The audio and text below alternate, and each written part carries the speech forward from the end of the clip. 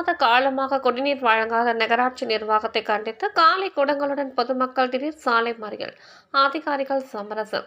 திருப்பூர் மாவட்டம் பல்லடம் நகராட்சிக்கு உட்பட்ட 5வது வார்டு பகுதியில் 1000க்கும் மேற்பட்டோர் வசித்து வருகின்றனர். இந்த நிலையில் அப்பகுதியில் நகராட்சி நிர்வாகத்தால் கடந்த ஒரு மாதத்திற்கும் மேலாக குடிநீர் வழங்கப்படவில்லை என கூறப்படுகிறது. இதனால் அவதிக்குள்ளான அப்பகுதி மக்கள் பலமுறை நகராட்சி நிர்வாகத்திடம் குடிநீர் வழங்க கோரி மனு கொடுத்தும் அதிகாரிகள் எவ்வித நடவடிக்கையும் எடுக்கவில்லை என கூறப்படுகிறது. இதனால் அதிர்ச்சியடைந்த பொதுமக்கள் 50க்கும் மேற்பட்டோர் காலை குடங்களுடன் பல்லடம் மங்கலம் சாலையில் திடீர் மறியல் போராட்டத்தில் ஈடுபட்டனர். இதனால் அவ்வழித்தடத்தில் போக்குவரத்து பாதிப்படைந்தது.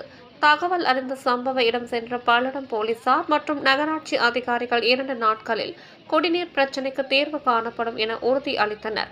இதனைத் தொடர்ந்து போராட்டத்தை கைவிட்டு பொதுமக்கள் அமைதியாக கலைந்து சென்றனர்.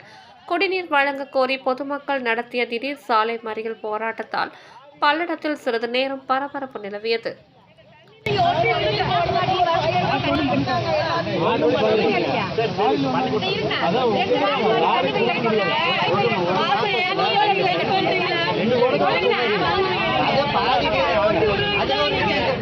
தண்ணி வந்து ஒரு மாதத்துக்கு 2 நாள் ஆயிரத்தி விட்டுறாங்க.